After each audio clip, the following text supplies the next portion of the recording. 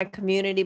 Ah, my goodness, my internet. I wanted to show you some of the stuff that I collect because in the future, I'm going to be collecting just a few other pieces. You know, this kind of stuff, like, I don't go out of my way to find this stuff. It's kind of like it just comes onto my radar. And these are a few pieces that I kind of looked at and I kind of thought to myself, hey, maybe you guys can pick something up from it. So, first of all, let's talk about this. This is two little roosters, and I don't think this is an antique piece, but look at this. It's a handmade piece. It's a wooden rooster. It has this little nice little, I would say, scalloping over here. You can see the little feet here. Got a little paint. And I can't make something like this. I thought this was so adorable because you got the big one and the little one, and they're kind of like, you know, like that. So I think I picked this up for $1 at a garage sale long time back. And this kind of piece I feel like has a lot more charm than a piece where you're just picking it up from Marshalls, you know, or TJ Maxx. You know, something that looks like it's made recently. It just I don't get anything out of it. You know, something for instance, right? I don't know we're talking about two different things here, okay? But like something like a mug that says spread joy, like this, like it's cute and all, right? But it doesn't have that kind of like personalized handmade-ish feel that pieces like this that you can tell they can't churn this out in a machine very quickly has. So I would encourage you guys, if you guys can, go to a thrift store, go to a garage sale, find unique pieces if you want to decorate your home. Of course, don't go overboard, but it's like things like this. You look at it and you kind of look and think, wow, someone had to make this themselves. Someone had to put the paint on here. Incredible, incredible. So if you guys know about Chinese people, they usually have like a little hut, and yeah. So that is my two little roosters over here. This is something that one of my neighbors gave me. I got this over 10 years ago. It is the Porcelain Files, Delph. I don't know how to pronounce it, but this is you can see it's numbered 0738. It's a gorgeous piece. You can see also the brush strokes here. Do you see that unevenness? Beautiful, beautiful, beautiful piece. See that? So this is like telltale signs that a machine couldn't have painted this on. You know, it's not like they just kind of make this automated from head to toe kind of thing or top to bottom. There's, you know, someone had to paint this stuff, and I absolutely love it. Here's another thing as well. So this is something that I picked up, one of my most prized pieces, and you can see a little dust here, but whatever. This is one of my most prized pieces because this is an artist that I really, really loved for a number of years, but I never came across her pieces. So her name is Dorothy Okumoto. She is, you can see it's a made in Hawaii piece. She is an artisan. She unfortunately passed away, but you can see it's all signed and things like that. Yes, I did get the savers for 13 bucks. And I remember when I saw it on the shelf, I was like, no way! So her thing is that it's this Plumeria. She makes these vases, and they're like, some of them are kind of small. They're like this big, but you can see these Plumeria flowers at the base, and I always thought they were so pretty. It's such a shame to me when I see people, they just donate this stuff, and I understand like people can't store everything, but there were a few pieces that I think people should hold on to generations or give it to another family member. And then instead of just dumping it, you know, call up your family members, like if you have uncles, aunts, cousins, and say, hey, you know, so and so passed away, do you want anything? And before you bring it to a Savers or Goodwill, just try to keep it within the family. I know that's pretty controversial to some people. Some people would say, oh, it's so much easier just dumping it at Savers. But here's the thing.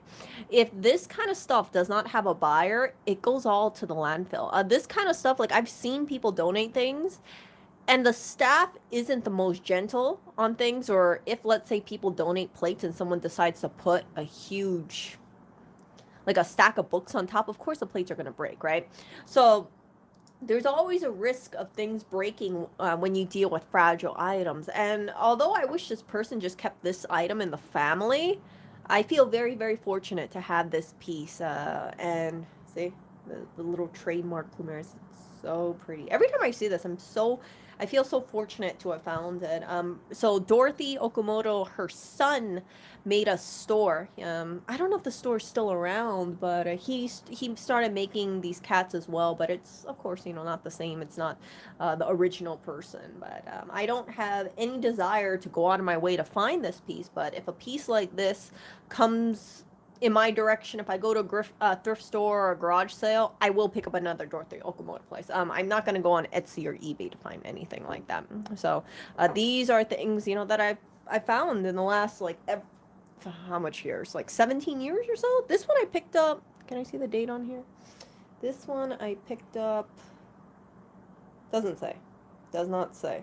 But I picked it up a couple years ago. Within the last 5 years. I know that for a fact. And yeah, I love it.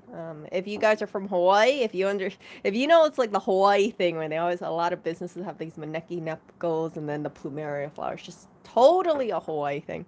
And then finally, this is something that I picked up within the last 3 years. I went to a church rummage sale. Churches, when people donate stuff, it's usually a lot of old people. I hate to sound so disparaging that way, but it's true.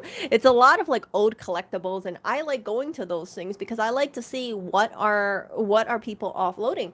And I remember there was like a whole bunch of vintage stuff. Unfortunately, I can't bring a lot of vintage stuff with me. I have to be very selective about what I bring in because it's very easy for me to think, oh, okay, I'm going to buy this and this and this and this. So a lot of the times I try to focus on things that are very unique looking, things that I think are beautiful. This was a gift. But things that are beautiful, things that it just makes me think like I can't find this so easily. So this is one of them. This came in the box. You can already tell with this little, I think it's some kind of like cotton. I don't know what this is. You can tell it's already old. And when I opened it up, I was like, what is this? And then I realized, oh, it's a little pigeon with the 3 little babies. Oh, I love it so much. So you can see that the mama one, she has a painted tail. And I guess that's a little extra over here. But, I can't make any of this stuff, so I really can't criticize. If I want to criticize the artist or the person who made it, I better be able to make it too, right? So, yeah, it's a mama bird with 3 little babies over here. And when I saw this, I thought, I gotta get this. This is so cute. And every time I see this piece, it just makes me smile because if you are in Hawaii, you will know exactly what I'm talking about, especially in Hawaii.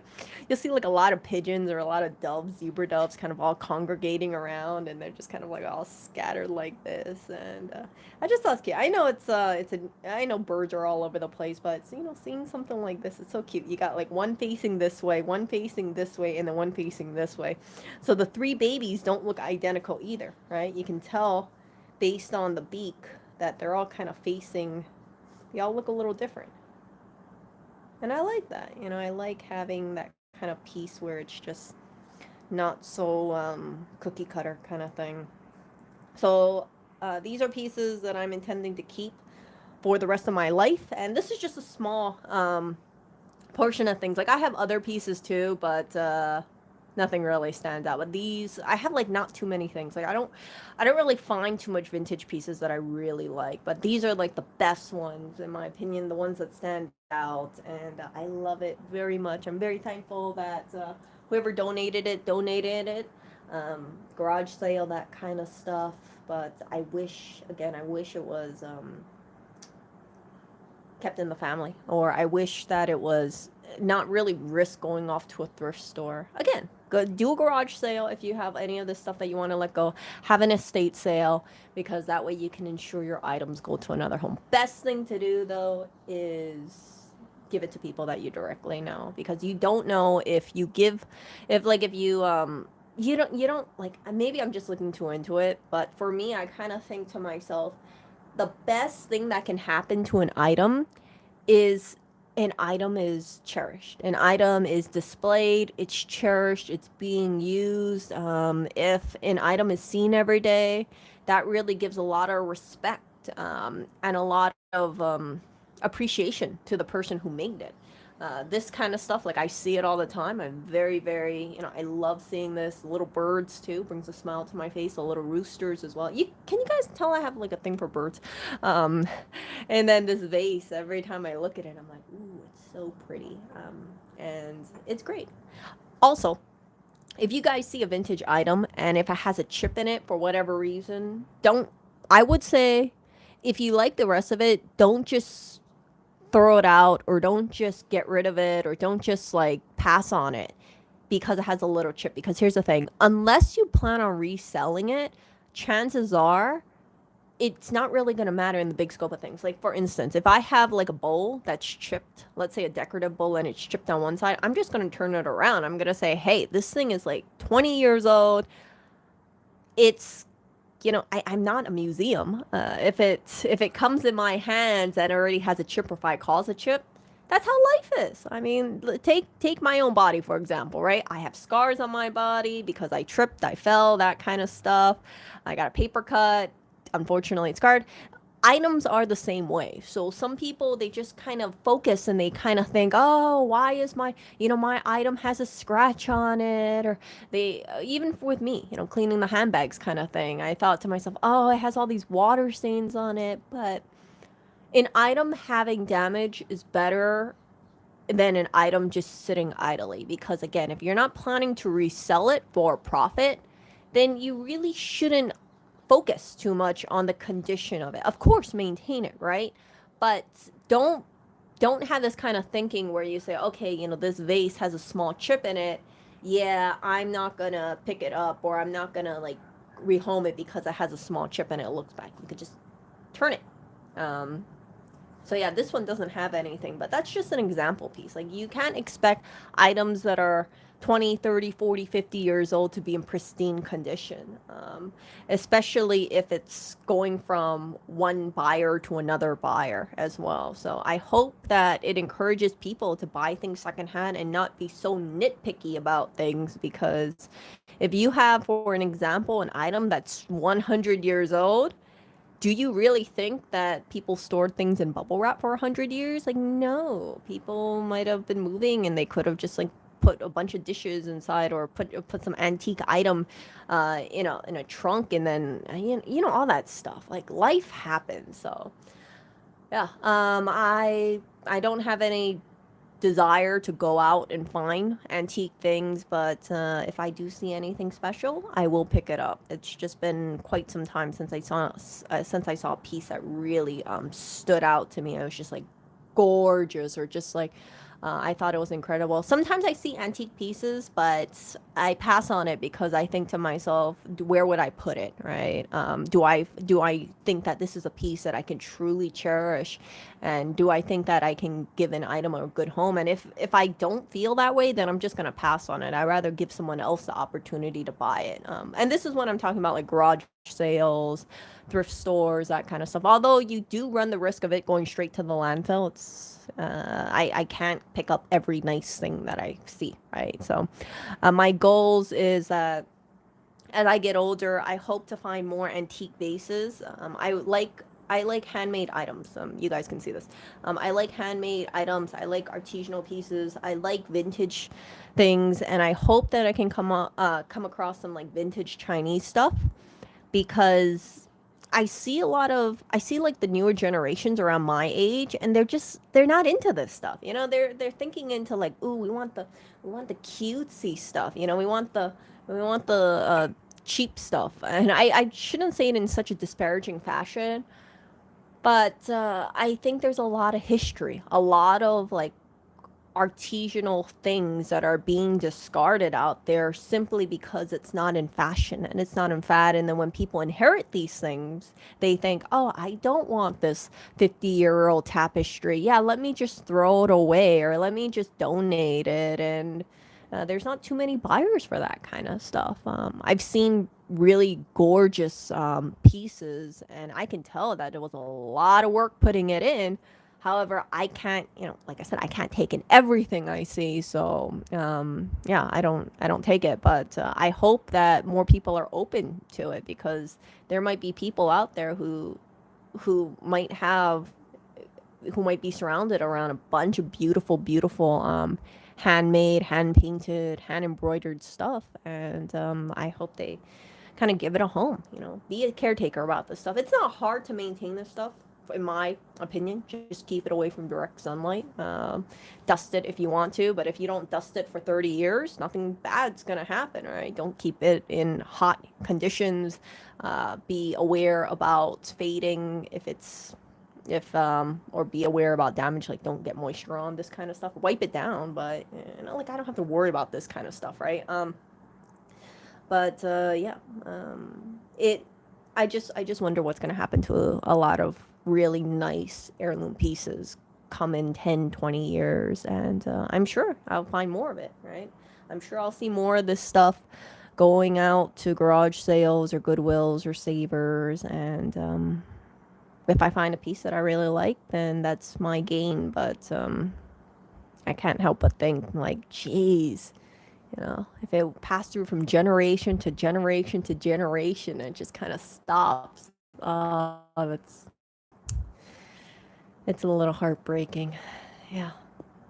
And yeah, if I have any pieces for me personally, like I said, I'm not planning to have a storage unit, but I would not mind having like a few vintage pieces. But if I do pick up those vintage pieces, there's no rush, okay? It could be like in 10 years, 20 years. I want to make sure that when I do pass away, it does go ideally directly to someone that I know. So if I had a vintage vase, for instance, I would want it to get rehomed. I would not want any of my items, as much as I can avoid it, to go into the landfill. I don't want to have like a estate sale and then they say, oh, you know, she has too much stuff. Let's just throw all this stuff away, because you you lose a lot of history. So yeah, you know, a few items here and there is not going to be that big of a deal. And I anticipate for the rest of my life, I'm going to be decluttering and making sure that things are, you know, nicer and neater. And it sounds crazy for me to say it that way because I'm 33, and people would say, you need 40 years to declutter, Erica. It's not that. It's like, I just don't want to be in that whole thing where I say, oh, I'm going to declutter for like 2 months and then that's it. Like, I just end that kind of thing. Being around things that has a lot of history in them makes me just remember that a lot of the stuff that you see currently on shelves, they're not going to go anywhere. So if you see a vase at Macy's and you like it, if you come back in a week, most likely it's going to be there. You can go online shopping and buy it. Versus if you go to a garage sale or thrift store and you see a really nice vase, you're not guaranteed to see that vase again.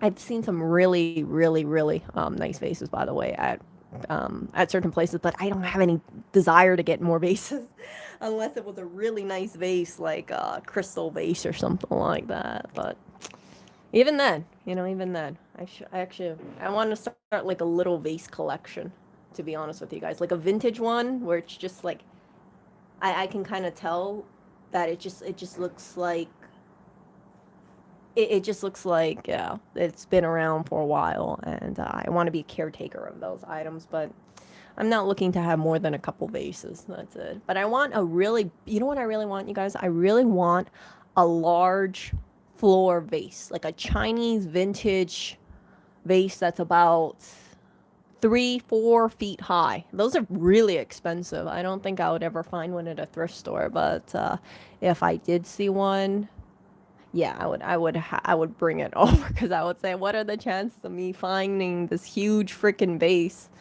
at another time? I know it sounds crazy for me to say. What are you gonna do with a big vase like that? Like, look it up. Like, floor vase. It's a Chinese, like Chinese floor vase. Those things can be big money.